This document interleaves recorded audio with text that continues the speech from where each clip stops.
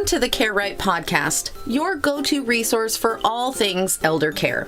Guiding us through this journey is Annalee Kruger, the founder of Care Right Incorporated, and she has been steadfastly supporting families across the United States.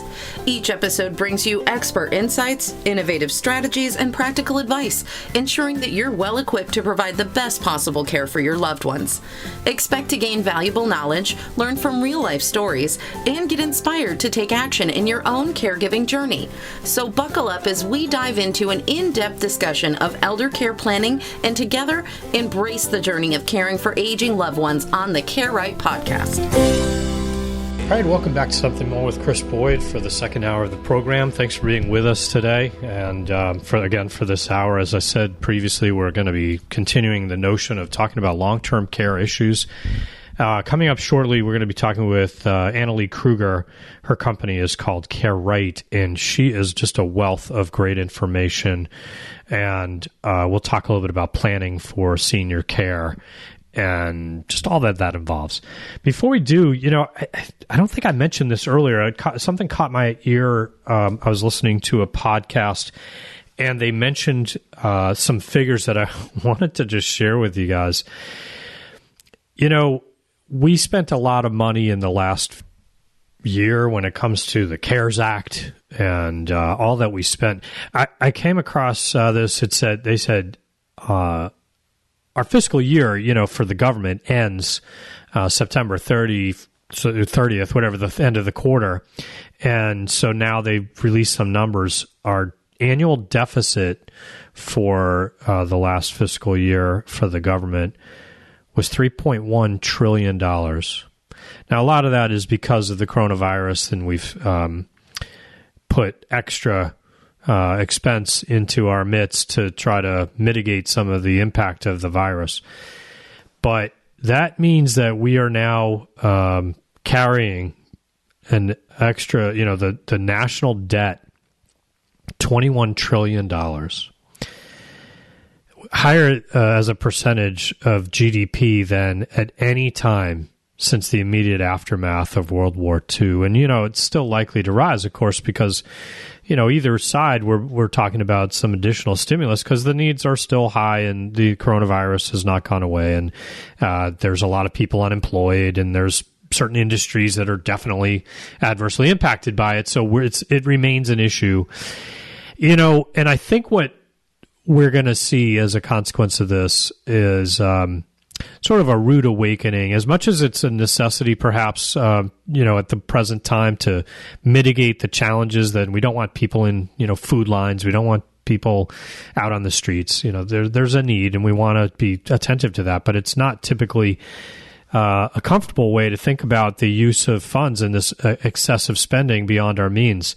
And so I do think we're likely to see a renewed interest in fiscal responsibility in the years ahead, though probably not immediately. So, and when you think about it, we are sort of pulling forward economic benefit that ultimately future generations will have as a cost. So something to give thought to and something we'll talk about, I'm sure, again in the future. I just wanted to remember to share that. All right. Well, I've got Annalee Kruger, and she is the founder and president of Care Right, and senior planning is her area of expertise. She's a course teacher on a class I'm taking right now, which I really am enjoying. And so I'm glad to have you with me, Annalee. Thanks for being with us on the show. Thank you, Chris, for having me. All right. So, lots to talk about. I wanted to start off with, the kind of work that you do. I find it difficult to label. What's the term of art or, in the industry or whatever? I think is it social work? Well, it's not really social worker, but it's kind of like that in a sense where you're really helping people navigate things. Plan of care kind of coordinator, okay, maybe so. If people are looking for like, who do I get help in these kind of, maybe you can elaborate. What are the circumstances that people tend to find themselves in need of help and the right phrasing of this kind of service? Right. So most of the time, actually 92% of the time, families come to me in crisis. The challenge with the phrasing or the terminology, I call what I do an aging plan. I consider myself a geriatric family consultant. So I work with families across the country. If families are looking for a variation of what I do, they would want to look for like a geriatric case manager. What I want, since we're on this topic right now, you just have to be cautious, because there's not a lot of people that are doing what I do. And I can say that as a fact, because that's why my business insurance is so very expensive. So, because I don't fit into any other category, right? Yeah. So I kind of was a pioneer with my business model when I started it. So when you're looking at, okay, I'm in a predicament, I'll just walk you through a typical kind of case study. An example. Yeah, they're all variations of the same thing, but families find themselves in a predicament, right? So let's just talk about, we've got mom and dad. Dad's the caregiver of mom. She has dementia. She needs 24-hour supervision because of her, brain disease is shrinking her brain. So she has mood, behavior, and personality changes. She wanders. She gets more upset in the afternoon. She gets her days and nights mixed up. So she clearly needs 24-hour care and supervision, right? Okay, yep. You couldn't leave her alone and trust that she's going to take her medications. You couldn't leave her alone and trust that she's not going to burn the house down because she left the stove on. You can't trust that she's not going to put a frying pan in the microwave because she just doesn't put things together in her mind anymore, right? So and that could be exhausting. Just if it's like you're saying, describing it 24/7. That's got to be so demanding. Exhausting. Yeah, it's horribly exhausting. So you got mom with those kind of care needs. You've got dad, who's the primary caregiver. When you're looking at, the generation that I work with, the 70s, 80s, 90s, and 100s. They took those vows seriously. And what I mean by that is they don't want to reach out for help because they think that if they have someone else helping them, they're not fulfilling their vows. Mm-hmm. Right? It's just a thing that feel an obligation. They feel obligated, right? And so then even when they might be benefited by getting some help in the process, they feel like it's private, it's internal, family matter, that kind of thing. That's right. That's exactly right. And so they don't necessarily tell the kids, hey, just so you know, I haven't slept for 4 days, or I haven't been able to shower for 2 weeks because I can't take my eyes off your mother. They don't share that stuff openly. And so what happens is, usually what happens is the primary caregiver, in this example, the father, the husband, ends up so utterly burned out because you can't sleep if you can't get a full night's sleep. If you're listening to this podcast and you notice that there's a weight loss in one of your parents, or both of your parents for that matter, but if you notice a weight loss, your parents just don't look like they're sleeping or they're healthy, they're irritable, they're depressed, they're more confused than usual, those should be red flags to you as adult kids to say, hey, let's explore this. Something's not right. Because what happens, unfortunately, is dad ends up getting so exhausted and burned out. He's not getting his doctor's appointments. He's not getting to them because what's he supposed to do with his wife? She can't be alone, right? And now at this point, her behaviors might be a little bit embarrassing to him in public. And so he doesn't go to his doctor's appointments. So he actually jeopardizes his own health to be able to be the caregiver to his wife. Okay. So then what happens is dad will end up having... Just as a side, and this could be not just mom and dad, it could be mom and child, who's the caregiver, or whoever it might, whoever happens to be in that example, the caregiver. That's right. You're right. Absolutely. And so then you have dad who hasn't been sleeping. He's not getting to his doctor's appointments. He ends up having a stroke, because this is actually exactly what happened to my parents. Oh, okay? Wow. So we're just using my parents' example. And so dad ended up having a stroke.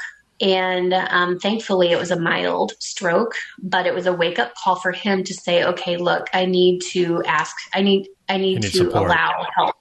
I need to allow help to come in, because that's different than asking for help. Yes. Right? Yes. And so what happens is the kids all fly home or whatever the situation is. And then they're like totally blindsided by like, oh my gosh, we had no idea that my mom was so confused. Because if you talk to her on the phone for 10 or 15 minutes, they can cover pretty well. Yeah. But it's when you're there that you're like, holy smokes, how does dad do this? Right. And then you've got the whole, like, not only physical care of making sure that mom makes it to the bathroom and make sure that her laundry's done and make sure that she's got her food and her medications. But then there's that whole care coordination piece where you have to call doctors and get them into their doctor's appointments and then figure out how you're supposed to juggle that with other things too. So these are typical crisis scenarios. Is the kids end up, now in this part of the example, none of us were blindsided. Like we knew. That's why I kept flying up every 4 weeks so that I could help take care of my mom. But in most cases, families are blindsided by how awful their parents really are. And I'm sure even when you're attuned to it, it still can escalate. And, it's a circumstance that's ever changing, right? Yeah, because so good segue, because it escalates very quickly when in this case your mother has a urinary tract infection. That throws them off. They get more confused, lethargic, agitated. They are at a higher risk of falling. They're very difficult to redirect, and it's because they have an infection and they can't say, oh, it hurts when I pee, or oh, my back hurts, or right. They can't share those typical symptoms that if you or I had a urinary tract infection. And I only bring up a urinary tract infection because it is so prevalent. It's one of the leading causes that brings people to the ER, and dehydration. Yeah, and it can create disorientation on and of itself, Very right? much. Yeah. Very much. And so some people are like, oh my gosh, it's like mom got dementia overnight. And I'm like, no. She probably has a urinary tract infection, or maybe there's something off with her blood work. I mean, these are all things called delirium. And what's good about delirium is that they are treatable and preventable. So it's just that it exasperates the dementia. It just blows it up even more or even worse. So these crisis scenarios. Some of those symptoms could subside with the reduction in that infection in that example. That's right. That's right. Okay. Yep. And so, but there's a lot of adult children that don't understand the true impact, significant impact that a urinary tract infection can cause. So that's why I bring it up, because people they're always blindsided by like, oh my gosh, I didn't know an infection could cause such havoc with my mother. Well, it does. All right. Or So father. you've kind of painted a picture here, sharing some of your own family experience, but one that people can relate to that, could be happening for lots of people. And so the challenges of one caregiver maybe starting to not take care of themselves and ultimately getting, drained in the process. And so now how does a firm like yours fit into the process of how do we bring some additional help into the process? Yeah. So what I do is I work with families across the country. They seek me out. I don't advertise. I've built my business off of word of mouth referrals and doing a lot of these types of podcasts and those kind of things, and speaking engagements and training. And so people seek me out because they're in a crisis. They realize that the situation or the predicament that they're in is not sustainable. If we go back to the example I gave with dad having a stroke and mom is at home and dad's in the hospital, the kids fly home. And then that's when they realize how demented their mother is. Right. Mm-hmm. And so they're like trying to be with their dad at the hospital, but we can't leave mom alone. And so now what are our options? Mom needs care. So these are the predicaments that families come to me. I develop what I call an aging plan. That's what I call it. Yeah. Other people like in the industry, they would call it like, a care plan, but the difference is that mine are comprehensive. Mine are not just a one sheet checkbox. And that's what you're going to find if you Google like geriatric care managers. And the beef, I guess, for lack of better words, I probably just dated myself, but the beef I have with the way that things are done now for seniors is that the professionals that are trying to do these care plans, they they don't always know to ask questions beyond what the computer tells them to It's ask. not necessarily sufficiently custom. It's not sufficiently Correct. tailored It's to just the unique field circumstances of a given family. And you're saying Right. it's really important to have that comprehensive understanding of the possibilities and knowing where to probe and how to ask for more That's right. information. Yeah. And having the critical thinking skills to say, oh, what brings those tears? Tell me about what you're thinking that's causing those tears. Unfortunately, the way that healthcare is going, it's just so automated that the only questions you're going to be asked are what's on the questionnaire. There's not going to be anything beyond that, and that's just not sufficient. Right. So I call it an aging plan, and what that involves is I find out it's a fair amount of what I call discovery. So it's interviews with the family members. What's working well, what's not working well. Well, in this example, clearly what's not working well is dad's losing weight. Mom's confusion is worse. Dad's not taking care of himself, and he needs help and support. He needs a good night's sleep. He needs to right? He needs to be able to shower without worrying about, did mom just wander out did she just wander out the door? So I find out what's working well, what's not working well. And what's not working well, it's always variations of the same thing, but it's caregiver burnout, whether it's the spouse or the adult daughter or adult son who continually misses work to try to come to the rescue every time there's a problem. It's family relationship strain, where it's because of everybody has a different relationship with their parents, right? I have siblings. We all have a different relationship with our parents. We have a different relationship with each other. So as family dynamics are an issue, caregiver burnout, and other things like just dementia progression. Dad's not moving. Dad's not walking around the house because he lives alone. And so therefore he's not drinking and eating properly. Right. So it's a variation of all sorts of problems. Let's take a break and let's come back and elaborate on how do you then, help to solve those problems with the plan that you create. We'll be right back after a quick commercial break. Stay with us.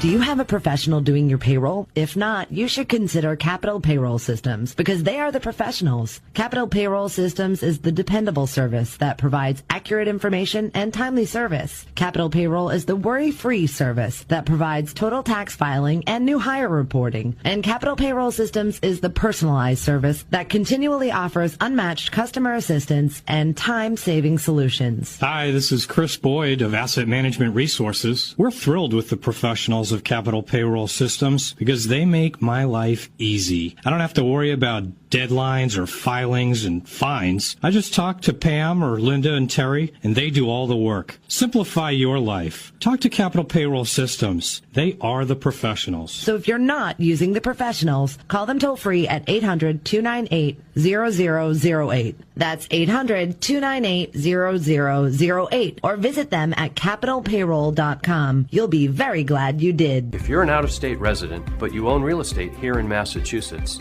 you need help to avoid the Massachusetts estate tax. I'm Keats Boyd of Boyd & Boyd PC in Hyannis. The laws and regulations governing estates are complex, so out-of-state residents need a local expert to protect their family. Proper estate planning can save your family thousands of dollars. We can help. Call my office today or visit our website for a free estate plan report. Boyd & Boyd PC. Let our family help your family. Stand by for an important message from Steve Exaros. Hi, I'm Steve Exaros. When I was Deputy Police Chief, I made your family's safety my job every day. As your next state rep, I'll continue to enforce law and order. My experience uniquely qualifies me to support first responders, keep violent criminals and drug dealers in jail, and oppose dangerous policies like sanctuary cities. I'll also be your voice against taxes, tolls, and reckless spending. Beacon Hill politicians don't need more money. You do.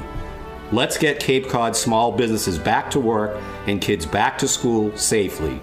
And as a Gold Star father, I'll always support our veterans and military families. I respectfully ask you to vote for me, Steve Exaros, for state rep. Thank you. Please join me in voting for Stephen Exaros on Tuesday, November 3rd. Paid for by the committee to elect Stephen Exaros. I thought love was only true in fairy tales. All right, welcome back to Something More with Chris Boyd. I'm here talking with Annalee Kruger. Her company is Care Right Inc., and you can find it on the internet, carerightinc.com. And we're talking about the challenges of planning for seniors with aging, an aging plan. And Annalee was just elaborating some of the dynamics of very common kinds of circumstances that people run into with the just burnout from the providing care for someone who may need it, and then how do we begin to sort of plan around that? And so, Annalee, so now you've had the family involved. There's an awareness of a problem. How do you begin, and maybe a crisis, as you referred to it? How do you begin to sort of help them navigate where to go, what to do, who to bring in, or what level of care is appropriate? That's right. And so through the course of an assessment or discovery, I find out what are the goals. Most seniors want to age in place at home. Well, that's fine, but then what do we have for financial resources to be able to support that? I have clients that are paying $20,000 a month in home care to be able to stay at home because they don't want to go into assisted living. Or that may not always be the most cost-effective, although more often than not, initially it is, but there may be times at which it's worth considering alternatives. Right. And so I help educate. Part of the big piece of what I do is really help educate families so they can make informed decisions. So when families say, well, yeah, we want to be able to age in place at home, I'll say, okay, well, just so you know, here's some things to think about. Here's the pros. Yeah, you can stay at home. That's great. All your things are around you. You're in your own neighborhood. You've got your privacy and all that kind of stuff. But here's the cons to that. The cons are it can be pricey. So it depends on what you have for finances. Elderly people nobody really likes having all this traffic in and out of their house. Yeah. Right. Yeah. So the complaints I get from the clients that I have, because you have to keep in mind, I see all sorts of different situations, right? No family is the same. And so, but what is the same is the complaints that come from those who chose to decide to age in place at home. So they don't like the price tag that often comes to that when it ends up being long-term care that's needed, long-term care that's in the home. Yes. They don't like the traffic of people coming in and out, because if you have home care, you're probably going to have a nurse that comes in as well. You're going to have physical therapy, occupational therapy, and all those other providers coming in, and they really don't like that. But if that's your goal to stay at home, then you have to take the good with the bad, right? They also don't like that a lot of these, and no offense, it's just how it is, but a lot of the home care workers are maybe younger, minorities, and they don't clean how you're right. They don't clean how mom and dad would clean. They don't get down on their hands and knees and mop. They don't know how to prepare. They don't know how to cook. So I say that just because different generations react differently to this. When this is frankly, it's labor, right? In many respects, there's physical aspects to it. And, you have the challenges of, just people of a different era, a different generation having difficulty with some of those kind of considerations. That's right. Because you have the barrier of communication because a lot of them may or may not speak English as their primary language, and then you've got sometimes an older generation that may have some biases towards some minorities. So, there's just a lot to think about. And so I view my job as just laying this all out so families can make better decisions. The other thing is sometimes families will be like, well, I only need 1 or 2 hours a day of home care. Well, the reality is that because you can imagine the applicant pool is difficult to draw from, right? True. Yeah. Not everybody passes the criminal background check. Very few people pass the drug screen. So we have a very limited supply of quality applicants that then we can actually hire. The expectation is going to be harder and harder as the elderly population grows. There's going to be more and more competition to find the people that are qualified and fit these criteria. quality people. Yeah. Yeah. And so because the home care industry, or it's not even just the home care, I think globally our problem is trying to find good help, right? Yeah. And so you can't just have a 1 or 2 hour shift. Most home care companies have a 3 or 4 hour minimum. Some of them have an 8 hour minimum. And there's some understanding of that. People need to be compensated sufficiently they can't just be going 1 hour or 2 hour and make a, proper wage. That's right. That's right. Because speaking of wage, that's the challenge with our healthcare industry. Their pay is very low. They're only making $12 to $15, $16, $17 an hour. You can't live very well on that. And so a lot of the home care workers have 2 different jobs, and so there's a high turnover rate because there's a high burnout rate. It is hard work. Yeah. One thing that we talk about with the aging plan is, and it's always a blessing when I can catch a family that's not in a crisis, because then we can talk more thoroughly. We can make better decisions because emotions aren't all over the place, right? They can concentrate and make smarter decisions.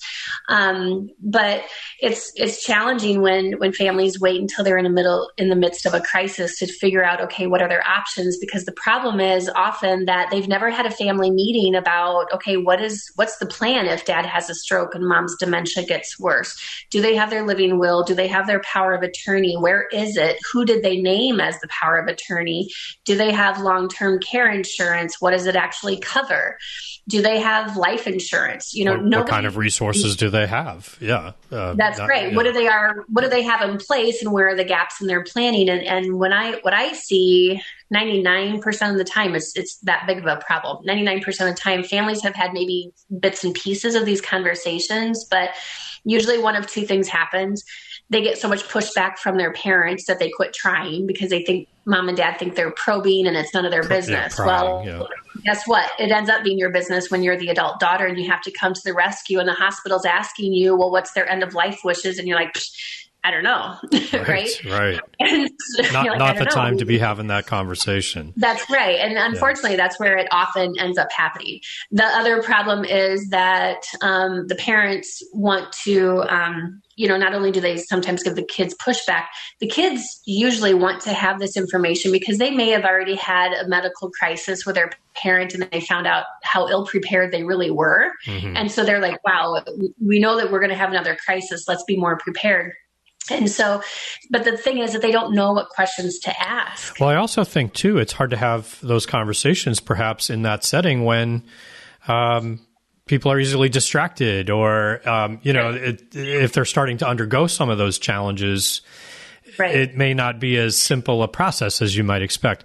Annalee, I want to just quickly have you talk about compensation as well, because, many times people will say, well, we don't charge for our services. And obviously they're getting compensated. And so it's important just to have some clarity around the different business models in your line of work.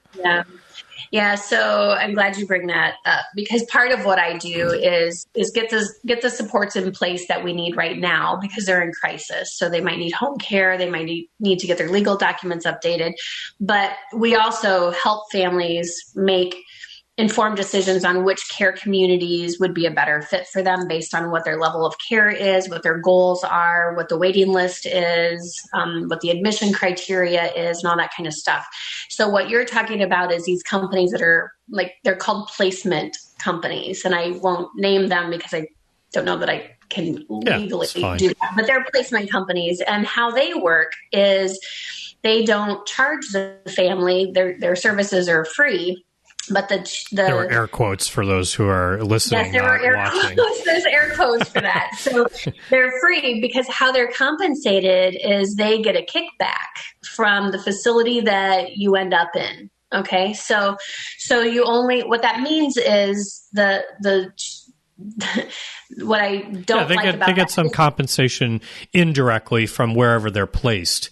So there's a potential conflict of interest in the process of how's one being advised for where to go based on the compensation considerations as a potential risk.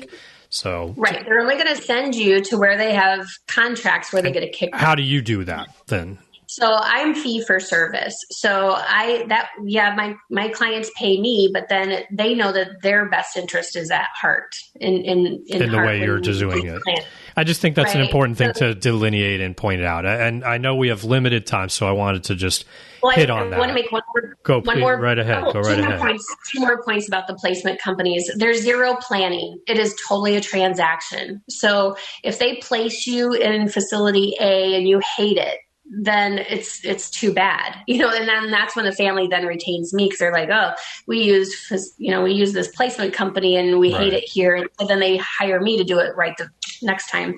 But the other thing to know is that they're only going to expose you or show you those facilities that they get that they have a contract with, where there's compensation involved. Yeah. And that doesn't mean that it's the right fit for you or your loved one. It just means that now, where you're national, how do you know the different choices that are available? Do you engage local advisors as well, or, people in your industry? Yeah, so I actually have a team of people that work for me. I have 12 employees, and we have a database as well, and we do the market research. So we find out when we do a community matrix project for our clients, because as you know, families just don't live near each other anymore. And if you've got dad in Arizona, mom in Texas, because they're divorced, and you've got 4 kids in 4 different states, it gets really overwhelming really quickly. And so most families have us do a community matrix for where they also live, that the adult children live, because you can't just keep flying back and forth. It's just not feasible. So what we do is we look at what is the waiting list, because sometimes our clients need to move sooner rather than later. What's their pre-admission criteria? One thing I want your listeners to know is that you can't just get into whichever care community you want to because you want to. You have to financially qualify. You have to fill out paperwork. You have to be approved. So you have to financially qualify, and it's not cheap. And sometimes health is a factor. That's right. You have to financially qualify, you have to cognitively qualify, and you have to medically qualify or physically qualify. And unfortunately, what happens is when families come to me, they're already so medically complex. They already blew through their money on home care, and so now their finances are limited. All right. We were planning to spend more time on the next topic that I want to give you time to talk about, but we've only got like 2-3 minutes left. So Oh, wow. Okay. So we wanted to talk about the grab and go binder that you use as a really vital tool. Spend a few minutes just elaborating on what that is. Yeah. And perhaps, if people want to learn more about it, how they might pursue that. Okay? Sure. Yep. So one thing I know from being a social worker for 25 years is, like I've already said, families just don't talk. They don't communicate about what they have in place and what they don't have in place. And so the way they find out what's in place is when there is a medical crisis. And again, the doctor needs the power of attorney or the living will, or your loved one died or didn't die yet, but the kids have to step in and become the financial POA, but they can't do anything at the bank or with a long-term care insurance policy because they need to have authority. Yeah. That's right. And so it becomes a mess. And so I developed the grab and go binder. It's 11 tabs. Right now it's still a actual physical 3-ring binder because I'm working with the tail end of seniors that like paper. Yep. But what those kids do is they scan all the documents and then they put it into their own little like Google Drive or whatever. But there's 11 tabs and it's emergency information, like who's your financial planner, who's your doctors, who's your long-term care insurance, who's your CPA, who are the people on your team that are your go-to people. What are your insurance coverages that you have? House insurance, car insurance, business insurance, all things detail insurance. All those policy numbers and legal contact information. And actual policies and legal. There's a legal tab, and behind each tab there's a checklist of suggested items to put in that particular section. Mm-hmm. I'm a business owner. There's a lot of business owners that, I have my business succession plan in there. Mm-hmm. I have all of my accounts and passwords for my business in there, my Zoom account, who I use for payroll processing, because if something happens to me, I need to, it would be awful to leave my family in a bind, not knowing any of this stuff, right? There's a funeral tab in there. There's an about me tab. So especially for people that, you should have a copy of your a picture of your parents in there, especially if there's dementia, because if they get out and lost, you need to have something to show the police officers. So there's 11 tabs in there, accounts, passwords, online accounts. So like I have a gazillion Delta points, Southwest points, because I used to travel a lot pre-COVID. Yep. And so those all count because those are ways that you can actually leverage those points to help your kids defer some of that cost or cut some of that cost to them every time they have to fly down and stay. And so so when we have the family meeting and do the aging plan, we talk about all of these things. So it's not a quick process like, it's not like we're writing out a grocery list. We're putting this whole comprehensive plan. So it's a time-consuming process, and if you wait until you're in crisis, we have a lot to do in a short amount of time, and it does get overwhelming. So plan ahead and plan early and often. Yeah. So with that, we are unfortunately out of time. This has been great, action-packed, lots of good content. I'd love to talk to you again. We'll have you back. But the grab and go binder, I'm going to take a look at this. I think I need to get it for me and perhaps for family members. So with regard to this, what's it cost and how do people go about pursuing that? So you can get the grab and go binder. It's on my website at www.carerightinc.com, and right is spelled properly, RIGHT, inc.com. It's $150. It's a plug-and-play solution.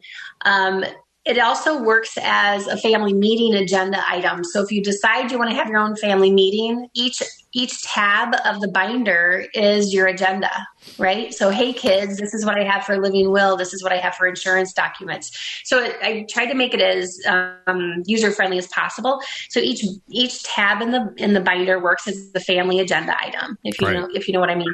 But it also, you get on my grab and go binder database list for life. And so I continually add new content. So like right now I'm working on a pet section because a lot of people have pets. And then when you're in a crisis, what happens to Fluffy? Who's going to take care of them? Yeah. That's right. And so right now I'm working on a pet section. So I email out, reminders 3 or 4 times a year. Hey, update your binder if you've had any changes or changed beneficiaries, if someone passed away or divorced or anything like that.